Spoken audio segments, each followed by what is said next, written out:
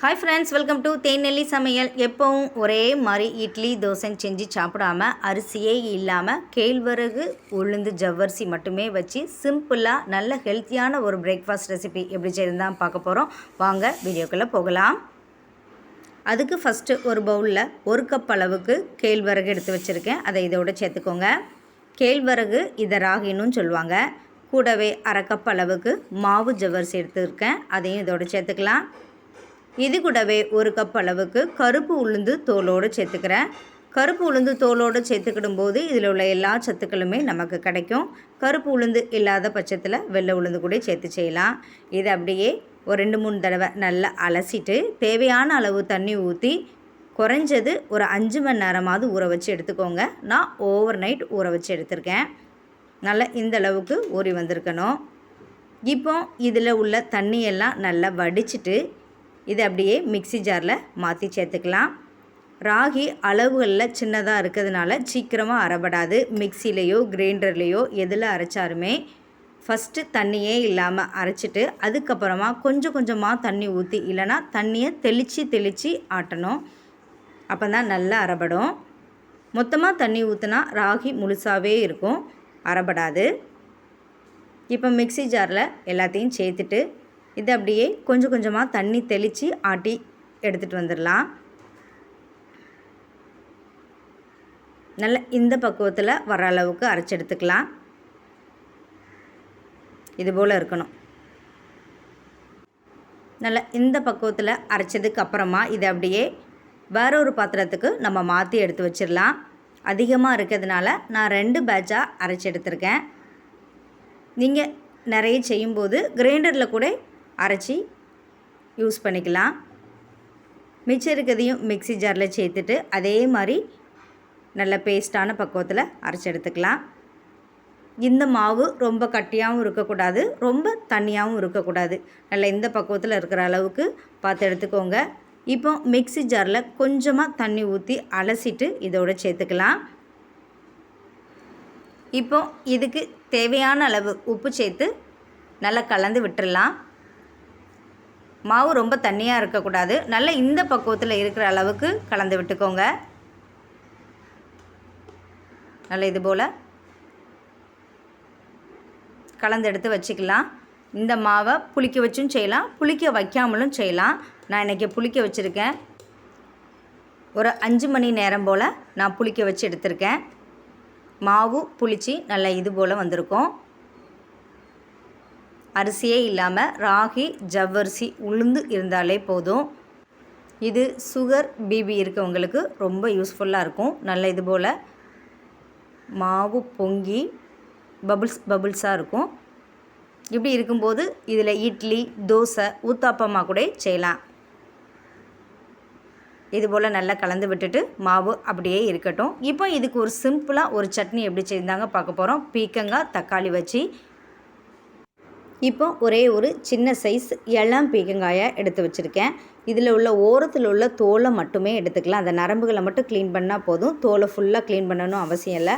அதை இந்த சைஸில் நான் கட் பண்ணி எடுத்து வச்சுக்கிறேன். இப்போ ஸ்டவ் ஆன் பண்ணி ஒரு கடாயை அடுப்பில் வச்சுட்டு அதில் ஒரு 2 டேபிள் ஸ்பூன் அளவுக்கு எண்ணெய் சேர்த்துக்கலாம். எண்ணெய் நல்லா காஞ்சி வந்ததுக்கப்புறமா ஒரு 1.5 டேபிள் ஸ்பூன் அளவுக்கு உளுந்து சேர்த்துக்கோங்க. இது கூடவே ஒரே ஒரு மீடியம் சைஸ் பல்லாரி வெங்காயம் எடுத்து கட் பண்ணி வச்சுருக்கேன். அதையும் இதோட சேர்த்துக்கலாம். இது கூடவே ஒரு 10 பல் போல் பூண்டு எடுத்து க்ளீன் பண்ணி வச்சுருக்கேன். அதையும் இதோட சேர்த்துக்கலாம். கூடவே நல்ல பழுத்த தக்காளி பழம் ஒன்று எடுத்து வச்சுருக்கேன். அதையும் இதோட சேர்த்துக்கோங்க. இப்போ காரத்துக்கு ஒரு 5 to 6 காஞ்ச மிளகாய் இல்லைன்னா பச்சை மிளகாய் எதுனாலும் சேர்த்துக்கோங்க. இது அப்படியே லைட்டாக வதக்கி விட்டுக்கலாம். நம்ம சேர்த்துருக்க எல்லா பொருட்களுமே லைட்டாக வதங்கி வர வரைக்கும் நம்ம வதக்கி விட்டுக்கலாம். ஓரளவு வதங்கி வந்ததுக்கப்புறமா இப்போ ரெடி பண்ணி வச்சுருக்க பீக்கங்காயை இதோடு சேர்த்து இது கூடவே தேவையான அளவு உப்பு சேர்த்து நல்லா வதக்கி எடுத்துக்கோங்க. காய் கொஞ்சம் வெந்து வரணும். நல்லா குலைவாக வெந்து வந்தாலும் சரி, லைட்டாக வெந்து வந்தாலும் சரி, நல்லா இது போல் வதக்கி விட்டுக்கோங்க.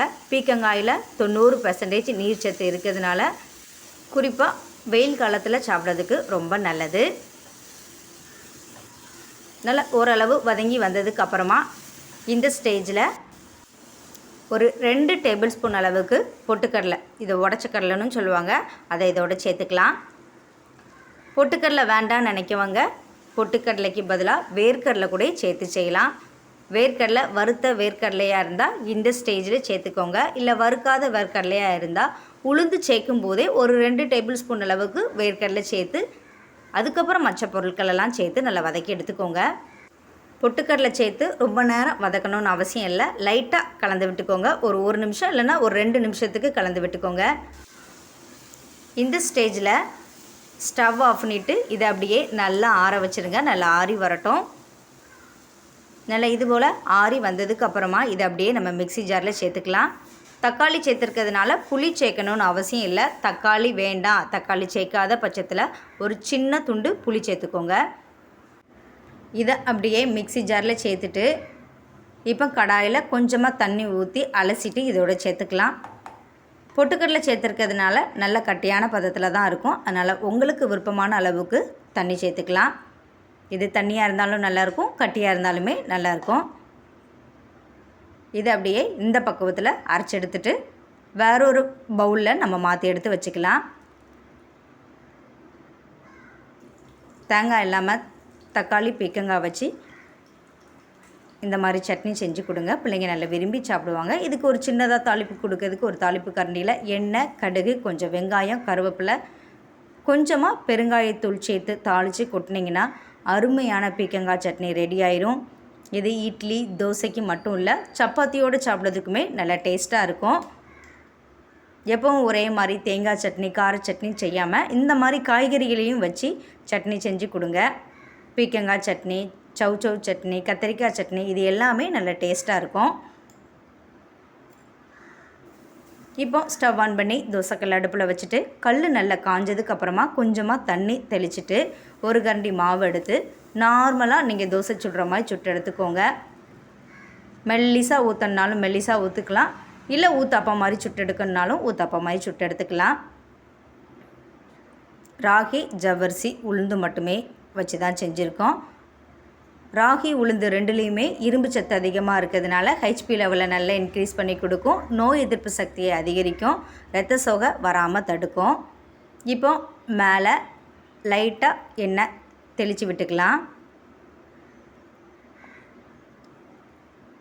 ஓரளவு ப்ரௌன் கலரில் வந்ததுக்கப்புறமா லைட்டாக எடுத்து விட்டோன்னா வந்துடும். இப்போ திருப்பி போட்டுட்டு லைட்டாக சுட்டு எடுத்துக்கோங்க. நல்லா இது போல் வெந்து வந்ததுக்கப்புறமா எடுத்து நம்ம சர்வ் பண்ண ஆரம்பிச்சிடலாம். நல்லா சூப்பராக ரெடி ஆகி வந்துடும். இப்போ மிச்சம் இருக்க மாவையும் நம்ம தோசைகளாக சுட்டு எடுத்துக்கலாம். இதே மாவில் இட்லி செய்யறதுக்குமே நல்லா சாஃப்டாக டேஸ்ட்டாக இருக்கும். இதோட கொஞ்சம் முருங்கைக்கீரை காய்கறிகளையும் சேர்த்து ஊத்தாப்பமாக செஞ்சு சாப்பிட்டாலும் டேஸ்ட்டு நல்லாயிருக்கும். இந்த மாவை அப்படியே ஃப்ரிட்ஜில் வச்சு ஒரு 3 நாள் வரைக்குமே நம்ம யூஸ் பண்ணிக்கலாம். ராகியில் அதிகமான கால்சியம் இருக்கிறதுனால எலும்புகளுக்கு ரொம்ப நல்லது, எலும்பை இரும்பு போல் ஆக்கும். நீங்களும் இதே மெத்தடில் ட்ரை பண்ணி பாருங்கள். இதுக்கு பீக்கங்காய் சட்னி, கத்திரிக்காய் சட்னி, காரசாரமான எல்லா சட்னியுமே நல்லாயிருக்கும். இதே அளவுகளில் இதே மெத்தடில் ட்ரை பண்ணி பார்த்துட்டு எப்படி இருந்துச்சுன்னு கமெண்ட் பண்ணுங்கள். இந்த வீடியோ உங்களுக்கு யூஸ்ஃபுல்லாக இருந்துச்சுன்னா தேனல்லி சமையலை சப்ஸ்கிரைப் பண்ணுங்கள். Thank you friends.